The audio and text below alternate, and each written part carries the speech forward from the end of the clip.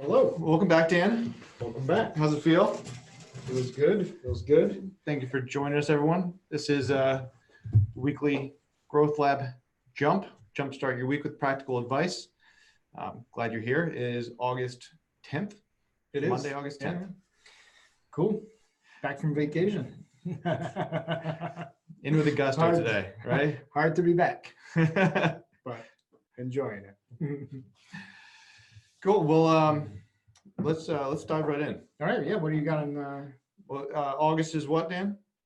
Dan Risk. jumped in. I know it was Corey and myself last week on GrowthLab Jump, and though Dan was supposed to be on vacation, he did tune in just like all of you, and joined us from afar. But yeah, August is risk management month. Yeah. Let's take a look at risk. Right. Different types of risk.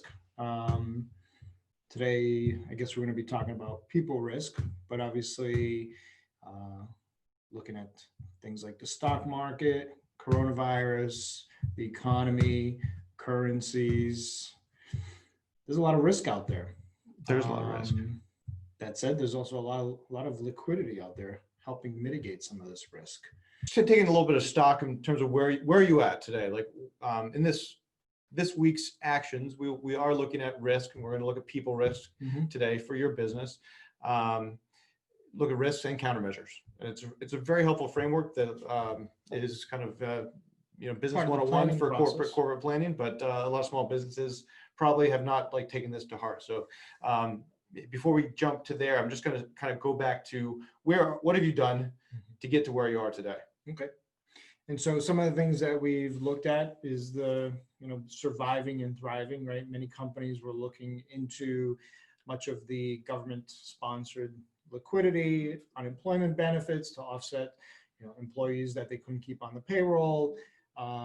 Really, if you go back 3-4 months ago, by the way, we've seen this a million times over the years. Everybody's jumping in thinking, okay, I need to survive, as opposed to, hey, how does this all fit into my new plan? I think one of the things you just said is looking at risks and also opportunities is a good cadence. It's a good thought process. Anytime you have a plan, you shouldn't look at a plan as just simply a binary outcome, inputs and then outputs. It really should be about stressing those inputs. What happens? What if customers pull back? What is that? And what is the implication? Well, that's a risk. And if that's a risk, then you should be thinking about countermeasures. But not to get ahead of ourselves here, the mindset that we've gone through is going from surviving to thriving. Yeah, and then once you're in that, once you've kind of identified what I've been referring to as your thrive mode, which we talked about a few weeks ago, adjust, pivot, or transition. What is going to set you up to thrive as a business? You've identified that, or as a business owner, especially in the transition phase. And so you've identified which one of those three is kind of fits your plan. You built in this case, COVID adjusted plan. We're more than halfway through the year. You already have an adjusted plan, adjusted it based on COVID, what you think the outcome of the next 6 months is going to look like. Okay. Like Dan was saying, it does need to be like an agile plan, right? It's not binary, not black and white. So you do need to set a cadence to review that, adjust, what are the risks that you've seen actualized? What are the opportunities that are coming to fruition, and what do we need to do to adjust the plan, adjust our execution to take advantage of that? And then revisiting that plan based on updated actuals on a monthly basis. That's an important piece of the sort of process is the monthly reviews. Don't just make that plan and put it on inside the top right hand drawer if you still have one. But setting that monthly cadence and reviewing, why did you miss or why did you go above and beyond, which is just as important, right? You can't get too excited about surpassing your plan on the upside, because it could be a question of timing, right? Or it could be a question of short-term behavior. So thinking through those things. Right. And then it plays into, especially for the service business on the people side, if you've over delivered on your revenue expectations, what was it that drove that? And are you set up to have long, even if that were to recur, are you set up to deliver to customers at that level? So that's kind of where and of course you mentioned the done. service business, right? So this kind of parlays into the risks that you're looking at today, which is the human capital piece, right? The people risk. Exactly. And so proper planning and tight planning really helps you lead into planning for hiring for the right capacity, the right capability, ensuring that you have a strong pay for performance type of program in place. So making sure everything is aligned, kind of critical, I think, in a service-based business. Yeah, these things are very multifaceted, right? When it comes to people, it's pay for performance, it's organizational structure, it's training and development. It's so many different things play into your risks and opportunities on the people side. So again, identify your risk, understand your risk, manage your risk.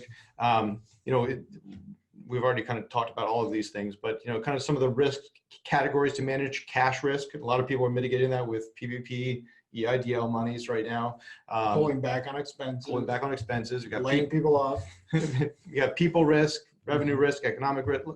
So many different categories that that's not an exhaustive list, but still, those are the type of risks that should be apparent in your operating plan and in your longer range planning.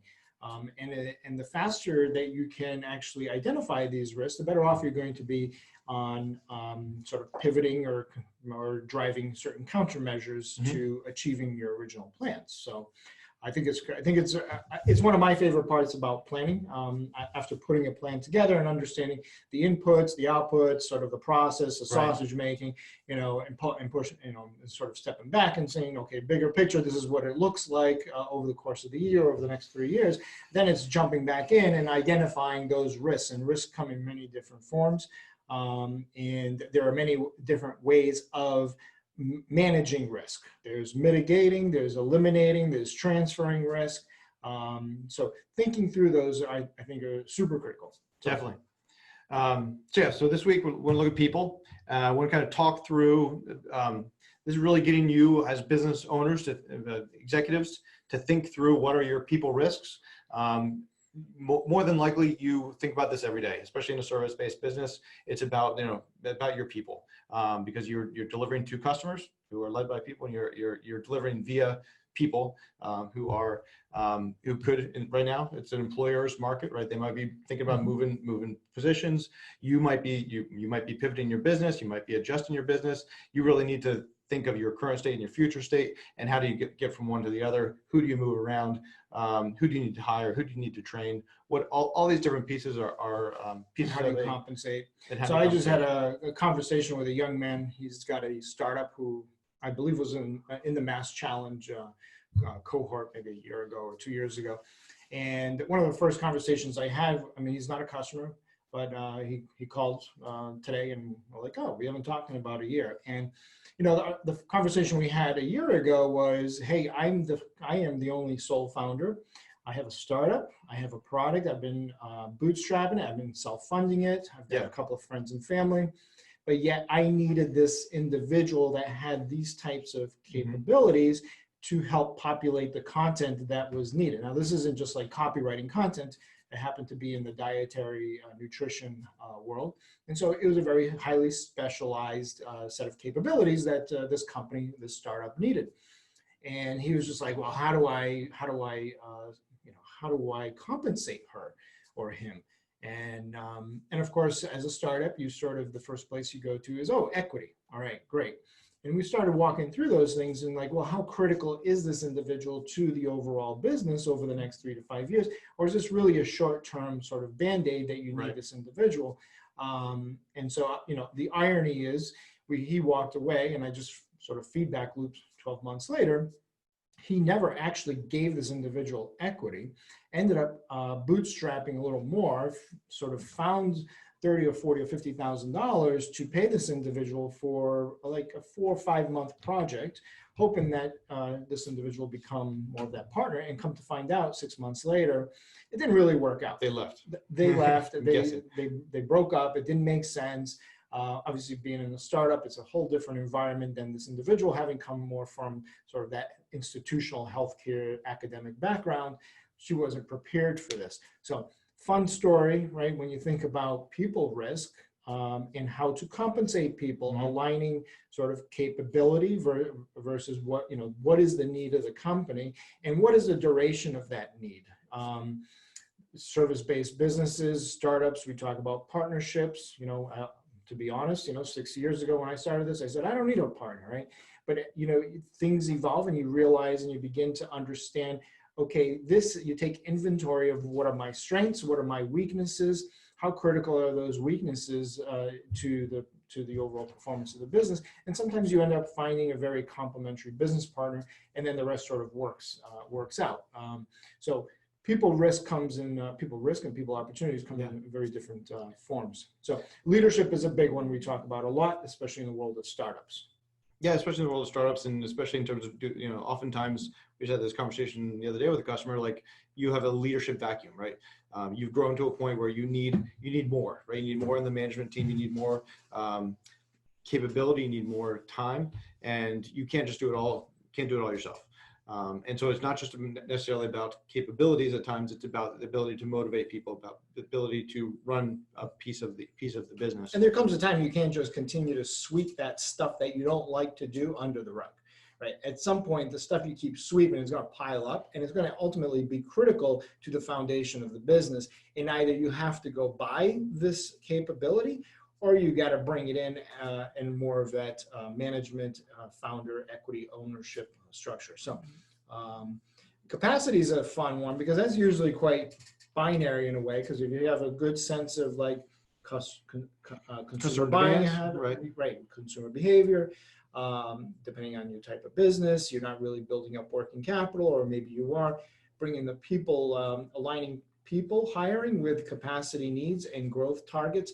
That's always a great place to start. Someone who's not really in tune with like how to grow or how to build a plan around a people-based, people-centric business. That's a great thing. Identify what that template is at the employee level, or sometimes if you're hiring really senior employees, it's really thinking about the team and creating a template. If I hire this VP of X, in order to make this individual truly profitable at a 20-to-1 leverage, then I may have to hire 5 employees under this one individual to achieve that 20-to-1 leverage. So things to think about. And I'll add one more thing on this. Great book, Principles by Ray Dalio, talks a lot about human leverage. It's just a great way to think about aligning growth strategy with your hiring needs. Because in business, you can make money in 2 ways, right? 2 ways. Leverage capital or leverage people. And he talks a lot about the people, because he obviously. And some people would make the argument leveraging innovation, leveraging technology, but frankly, those are really the 2 places, I believe. Yeah. The next one we talked about here is like, are my people engaged, right? And this is getting more to, what we talked about, what is my current state? What is my future state, right? That's a good like tool here. Like even put together your current org structure, as simple or as complex as it might be, put that together and put where you need to be in 12 months in order to execute on your plan.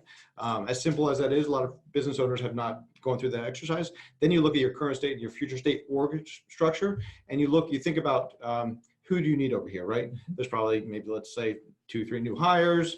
There's also 2, 3, 4 people that you've moved around in the business. You've elevated some, you moved some around to maybe corporate functions.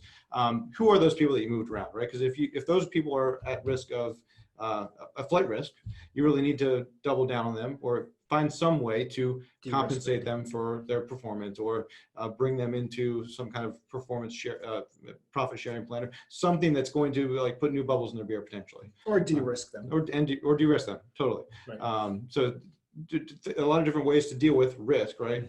You can offload the risk, you can pass it on, or you can split the job in half. There's a lot of things that you can do there, but really that engagement starts with what is the vision, not the current state vision, but what is that future state vision? And are the individuals, the team members I have, do they buy into that vision? And for some people, it is very difficult to engage in transformational visionary type management.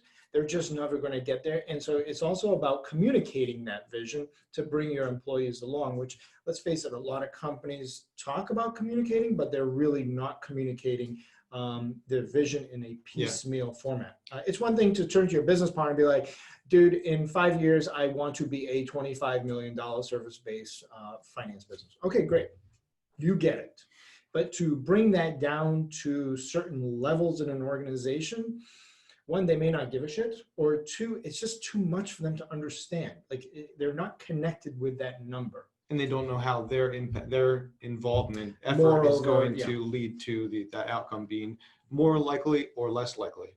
And then how are they going to get compensated for their push towards that? So the next one falls right in that. This is always a fun topic, right? Do you have the right people? And then the last one hits on a topic we've looked at. Can I train people in this new world? Like, can I train people remotely? Right? We've moved a lot of business to remote. We've have remote meetings. We've got Zoom zombies coming on all over the place now, and turn that into your future state. You need to hire those 2, 3, 4 new people, maybe 10. How are you going to train them? Right. The old model might have been they're going to shadow for a week. Can you do that today? No. What does digitally remotely shadowing look like? What are the milestones that you put in place for that new person? And even with some conversations we've been having, like, how do I motivate that new hire to achieve early on in their time with you, achieve certain milestones that you're going to pay them incremental bonuses, performance for? I mean, one of the things talking of like COVID, right? And how small businesses thrive in the midst of COVID. It's also thinking about, there's a great Wall Street Journal article, I think it was on Friday, about remote work and a lot of the different tools. And I know there's been 100 of these type of articles, but this one was spot on. That is actually one of the risks. How do you bring employees back to the office safely? Let's face it, a lot of employees, and we can argue that there are some employees that don't want to come back to work because they're making more on unemployment. I buy a little bit of that. I don't think that is totally pervasive, but yes, there's a slippery slope. It is a moral hazard. And if we don't at least appreciate it, then I don't know, but it's out there. But that's not one of the biggest reasons are like employees they're concerned about coming back. I mean, look at us, we are a little close here, right? This thing isn't going away. So how do small businesses continue or start bringing back employees safely? That is an underlying risk of bringing back your employees. How do you bring them back safely? So, I saw one article that was just to keep going on that for a second, that the CEO is no longer this chief executive officer; it's the chief empathy officer. And the journey that we've gone on is, first we have to, for our employees, let everybody work remotely. Like, good job, CEO. You let everybody work remotely. Figured out how to do that. That's hitting on that safety and security of their mindset. Right now, we need to maintain that. If you bring bring people back to work, right? But now you need to hit on you have to be empathetic. You have to engage with them, make sure that they are engaged, right? Because otherwise, they're working remotely. They're going to go figure out who else they can work remotely for. You got to understand them, what they're motivated by, and help them stay connected and engaged with the company.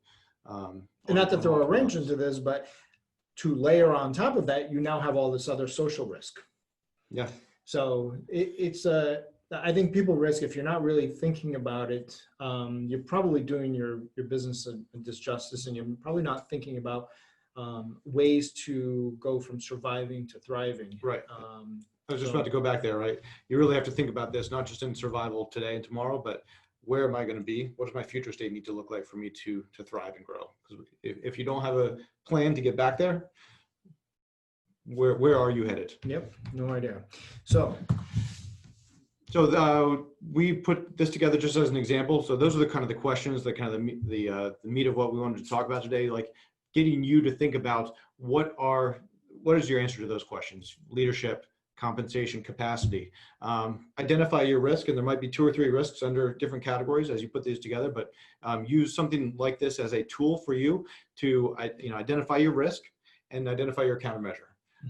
And these are available. Don't have to go through each of these, but laying this out in putting pen to paper can help you communicate with your team, board of directors, management team. Hey, we have thought about this, right? Here are some of the risks to the plan, and here, if we see these coming to fruition, here's the likely countermeasure that we're going to take. Yeah, and so number one, the leadership to thrive, the leadership that a company had or needed pre-COVID could look very different than it is today. There are a lot of managers that are having a hard time evolving. There are managers, and you read about this all the time. There are managers that are attempting to virtually micromanage their employees, having them doing constant check-ins. We've tried that. We've done a little bit of that, especially in the beginning. Okay. It worked. And on Slack, it was kind of like, all right, let us know when you're working, when you're quote unquote clocking in, not that they were clocking in, but when are you available for work and until when, right? Or it was like, hey, 8:30 meetings every day to do check-ins, right? That was a form of ensuring that, hey, because we're not physically together, how do we ensure that people are actually not working, because working means nothing. Not just putting in the time, right? Not putting in the time. Being ready. Being ready. And being mentally engaged with your work, right? And so we were able to, obviously, we're able to sort of pivot from that initial mindset to a more autonomous type of working environment where people have goals. Yes, they have tasks, but ultimately it's just like, don't drop the ball if that's one of your goals. It's something to that effect. But thinking about leadership, we recently brought on someone of leadership capacity. And we did that because we saw an opportunity. And in order for us to achieve our own internal growth expectations, this individual, his name's Stephen Cummings, we brought him in to help us position ourselves to capture more of this financial services market that we're looking at, or that we're targeting. So, the management, and we see customers. Just to keep going with that for a second, like we saw an opportunity, right? And we tried to take advantage of that.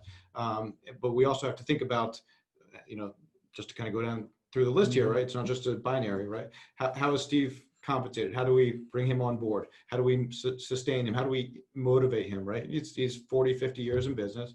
We're not going to be like the biggest company he could go work for. Right, we're not going to be able to write him the biggest paycheck, but we got a team here that he can mentor, that he can grow, that he can we have a good environment. He can geek out, right? Here. We can get very engaged, right? And so all these things are pieces that we're thinking about these questions, these issues, not just with Steve, but just as a business every day. So there are businesses that were historically very flat organizations. And in the midst of COVID, they've begun to pop certain staff members into more management roles, right? So now they're creating these pods, these teams that help sort of manage the information flow, because not all information is on some fancy dashboard in the CEO's corner office, right? There's still a lot of like human communication that happens in many of these companies, whether it's service or manufacturing. So rethinking that leadership structure, and by the way, it's not something you do just because of COVID. I really think it's something that good companies, good management teams are always thinking about.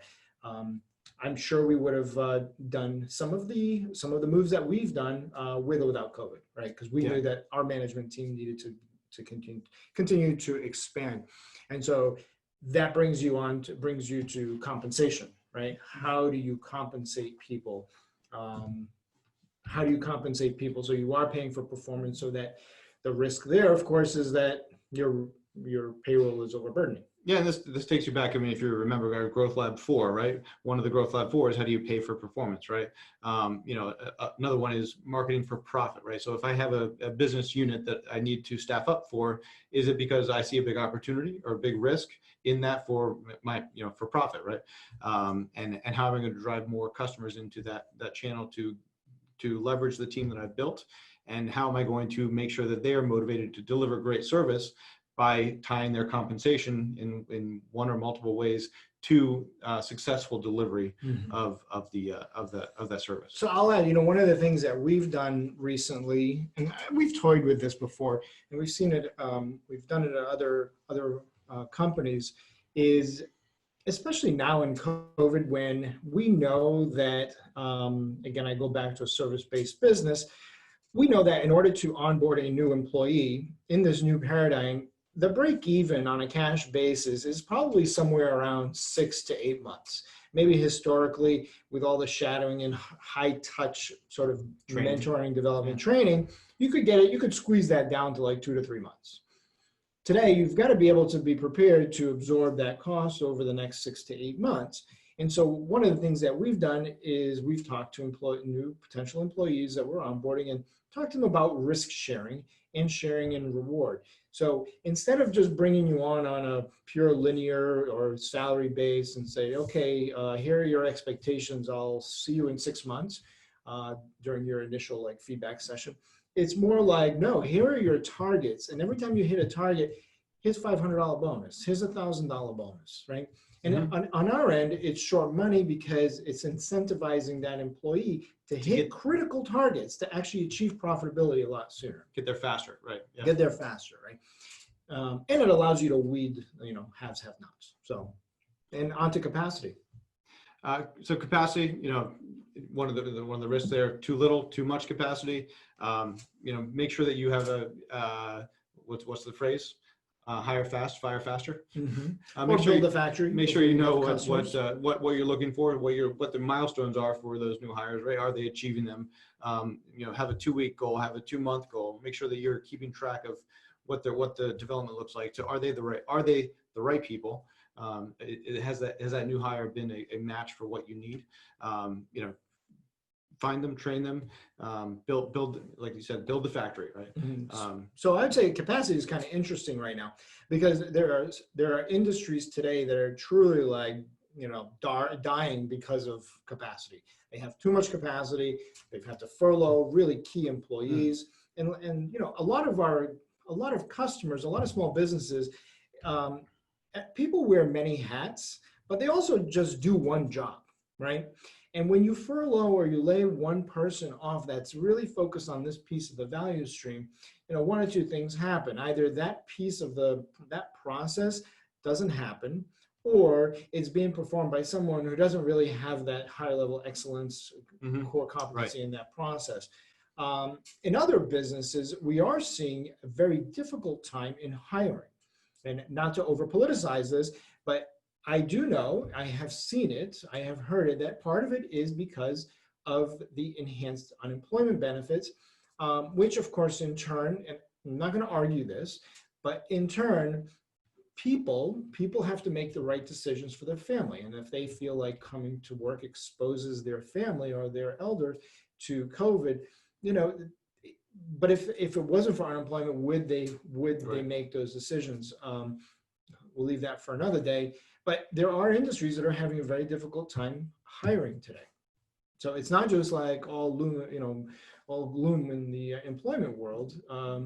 So yeah, people are trying to grow. They're trying to thrive. They're trying to build their business, build their people capacity. And so back to vision and engagement.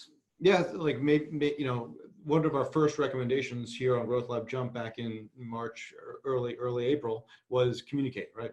I give a lot of our early success with the team and being able to keep them engaged to the communication that we had from day one, or even pre-day one of schools being shut down, the world blowing apart.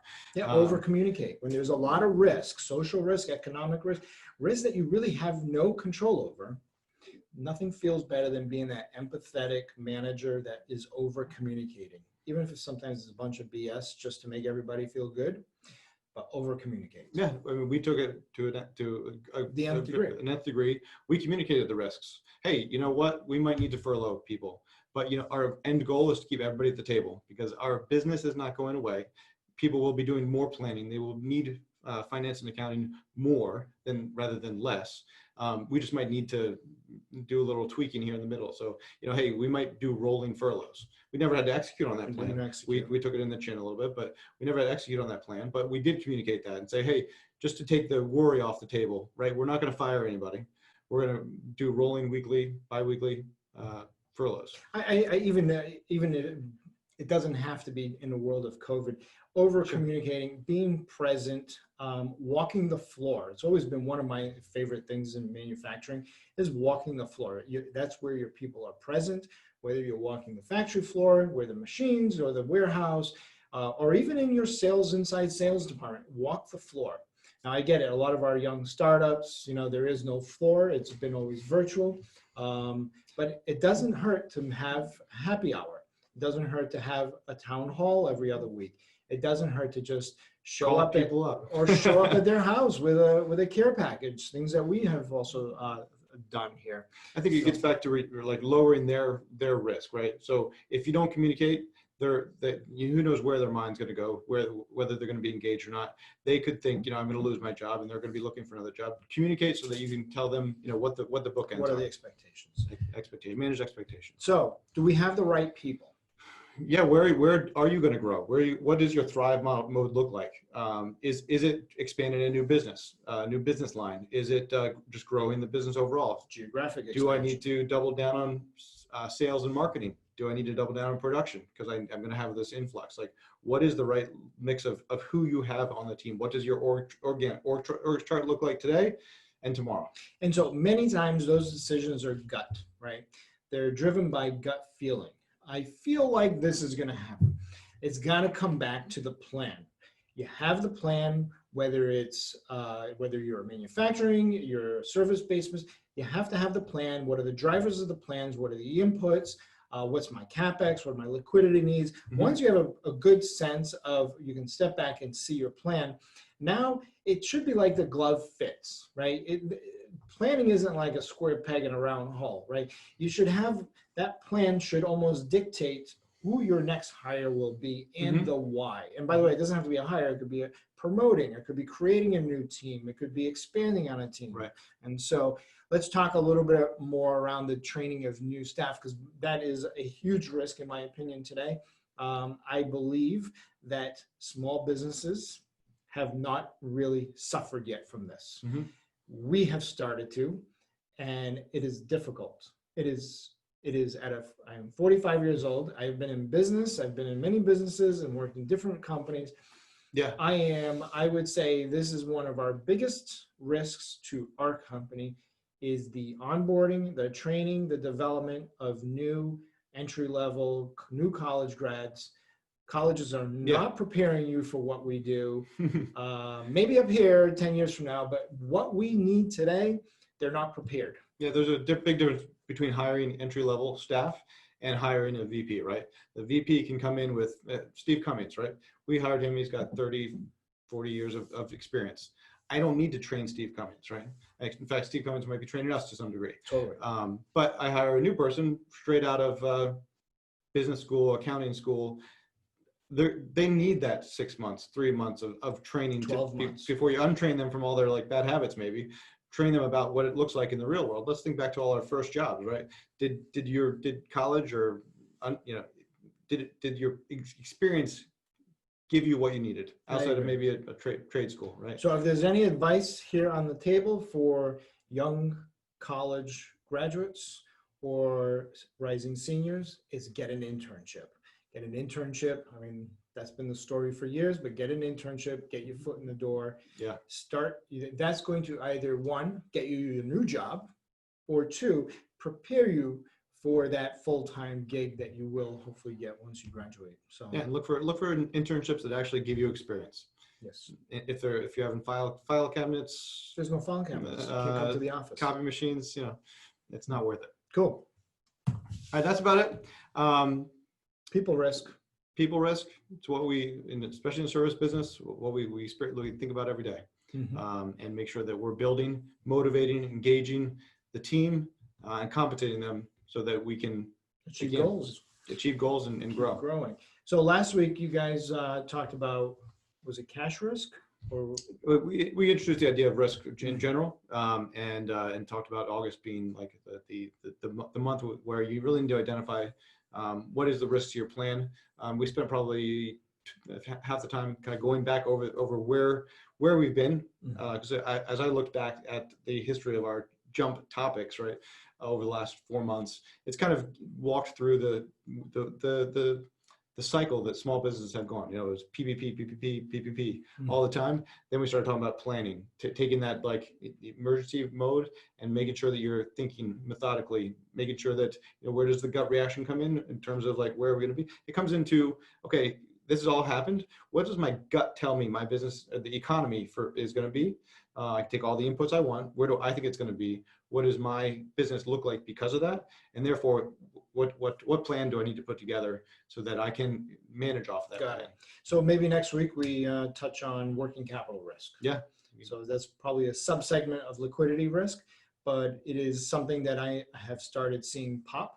I've seen accounts receivables balances pop, concentration risk increasing, especially with certain, if you've got exposure to certain segments of the economy that are truly suffering. Sure. The PPP money has dried up. EIDL money has started, it will dry up.